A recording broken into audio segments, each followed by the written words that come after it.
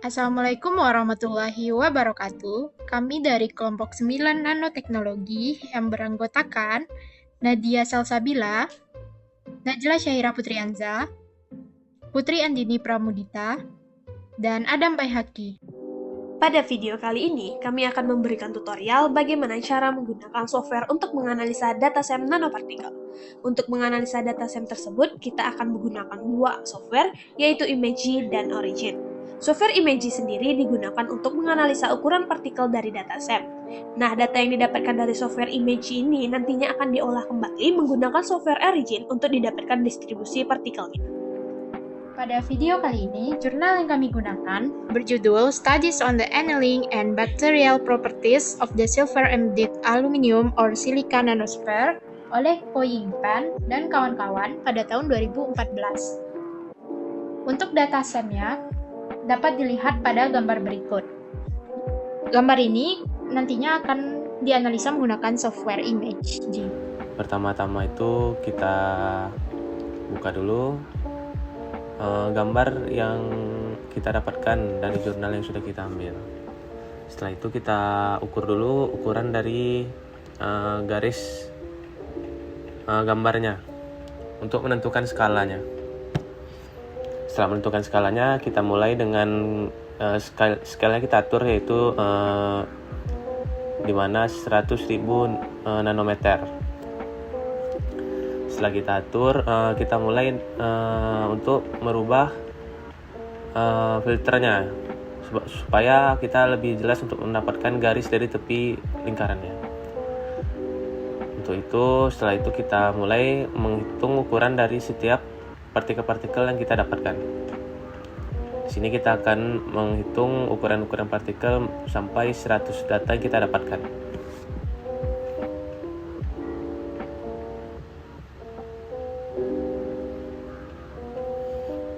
Ini ada hasilnya. Jadi tinggal kita kontrol M aja untuk mengukur ukuran dari partikel-partikelnya. Diusahakan ukuran partikel yang kita dapatkan itu dia mencapai diameter seluruhnya. Jadi apabila dia lingkaran atau agak lonjong, kita ambil dari sudut terjauhnya sampai ke sudut terjauhnya juga. Di sini kita akan mencari hingga 100 data untuk kita masukkan ke dalam aplikasi selanjutnya. Tapi sebelum kita memulai untuk memasukkan ke aplikasi selanjutnya, itu kita perlu untuk mengukur diameter dan jari-jari dari partikel-partikel ini.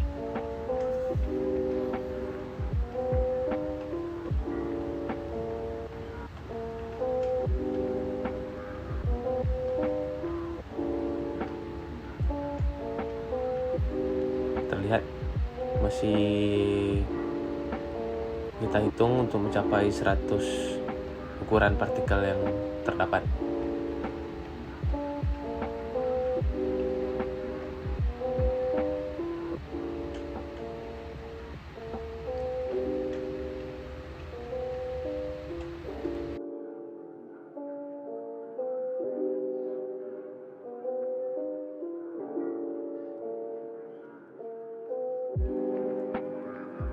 Baik, sudah didapatkan 100 data dari ukuran-ukuran setiap partikel.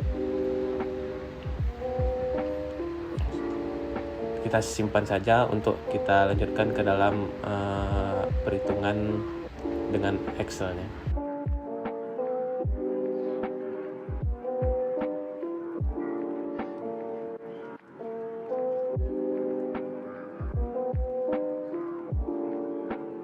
Data yang diperoleh kemudian diselect dan dikopikan dengan menekan Ctrl+C pada keyboard. Dan kemudian dipastekan ke Excel. Nah, karena bentuk dari partikelnya bola, maka kita cari jari-jari dari partikel tersebut untuk mendapatkan diameternya. Nah, kemudian jari-jari R kuadrat itu sama dengan area dibagi dengan V atau 3,14. Dan kemudian di drag. Setelah itu, untuk mencari jari-jari, itu ada rumusnya adalah SQRT atau square dari R kuadrat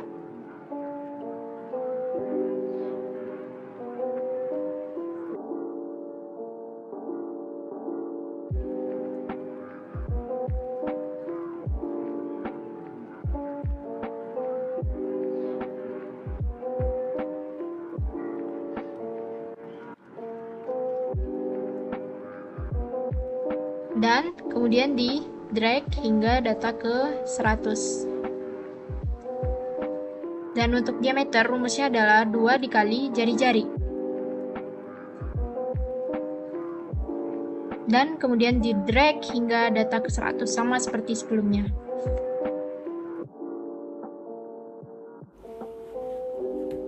Nah, di sini sudah kita dapat nilai diameternya. Lalu kita pergi ke aplikasi Origin, tinggal kita cari di sini aplikasi Origin.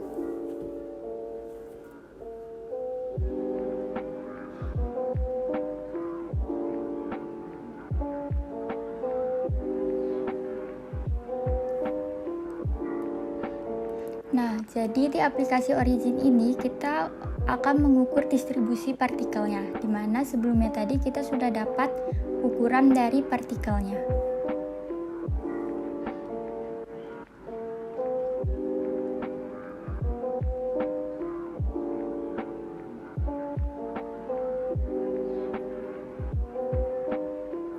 Yang ini kita close saja. Nah, ini dia tampilan dari aplikasi Originnya. Setelah itu, data diameternya tadi yang sudah kita dapat tadi, kita blok semua, lalu kita copy, kita blok, setelah itu kita copy. Oke. Lalu kita pindahin ke aplikasi Originnya.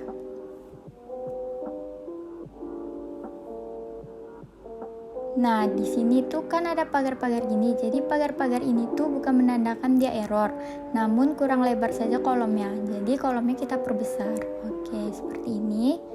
Lalu data Y-nya ini kita plotkan, tapi kita blok terlebih dahulu. Kita blok semua. Data Y-nya kita blok. Setelah itu kita ke menu plot. Kita cari menu plot, kita klik menu plot.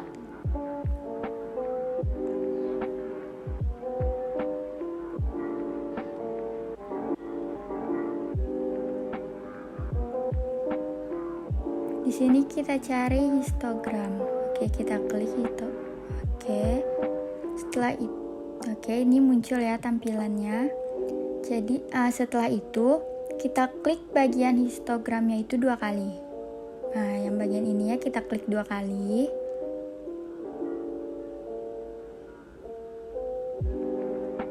Maka akan tampil tampilan seperti ini. Nah, di ini nanti kita pilih yang menu yang data. Lalu di sini kan ada automatic binning. Nah, itu kan checklistnya menyala, jadi kita matiin. Oke.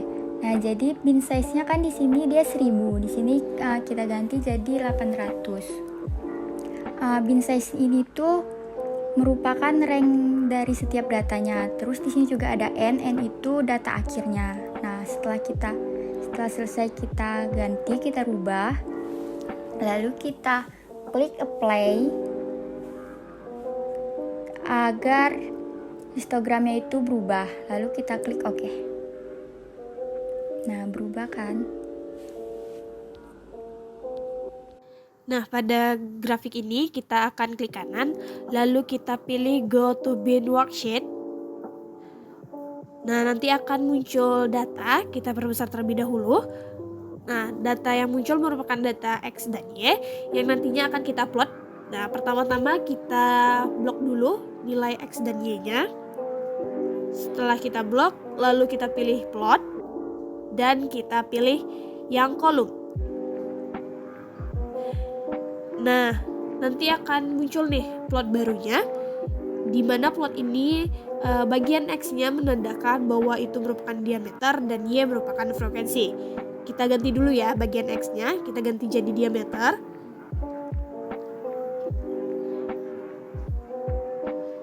Lalu kita ganti bagian Y-nya menjadi frekuensi.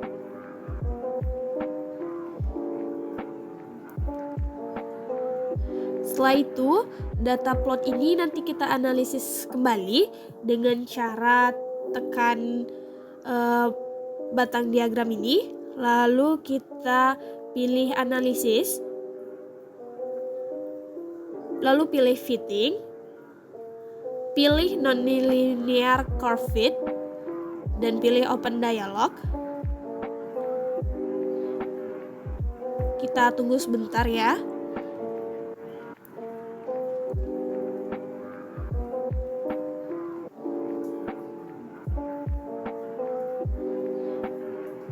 Oke, muncul dialognya.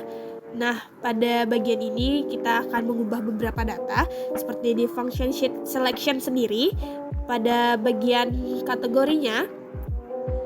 Nah, ini akan kita ubah menjadi pick function, sedangkan di functionnya nanti akan kita pilih yang log normal. Oke, lalu kita pindah ke advance. Nah, di bagian advance ini kita pilih yang quantities. Kita tekan. Lalu dia akan muncul banyak ini. Pilih yang fit statistic.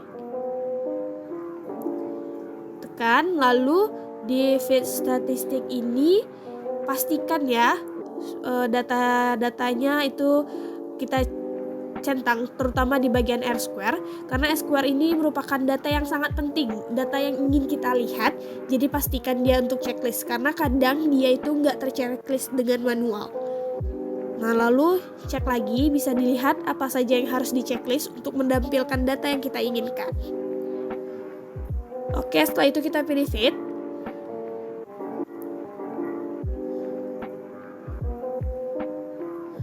Ini kita pilih no aja ya. Nah, itu udah muncul kan tabel baru, tabel data baru. Kita perbesar terlebih dahulu supaya lebih jelas ya. Oke. Nah, di tabel ini dapat dilihat kan nilai R-square yang ingin kita cari itu sebesar 0,99, mendekati 1. Oke. Untuk mendapatkan data yang lebih spesifik tentang hasil plot ini, nanti kita bisa melihatnya dengan cara pilih Project Explorer, lalu pilih yang book 1. Oke, lalu kita lanjutkan dengan pilih yang fit NL ini, NL1 ini. Oke, langsung muncul data-data yang lebih spesifiknya dapat dilihat pada di R-square yang kita dapatkan itu 0,091. Nah, nilai R-square ini merupakan sebuah bilangan 0 sampai 1 yang mengidentifikasi besarnya kombinasi independen bersama-sama, yang nantinya itu akan mempengaruhi nilai variabel independen. Nah, semakin nilai R-square ini semakin mendekati angka 1 ini, maka dia semakin bagus, di mana dia menandakan model yang dikeluarkan dari regresi semakin bagus. Oke, udah dapat ya data-datanya. Selanjutnya, ini nantinya bakal kita save. Oke, cara men-save-nya itu sangat mudah. Pertama, kita pilih file, lalu kita pilih save project as.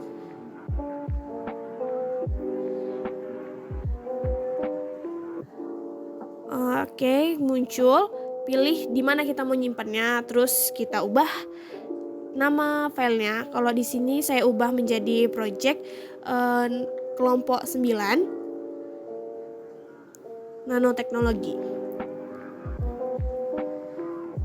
Setelah itu kita klik save dan sudah filenya sudah ke save dan data-datanya yang kita inginkan sudah kita dapatkan. Sekian video tutorial dari kami. Semoga bermanfaat. Thanks for watching.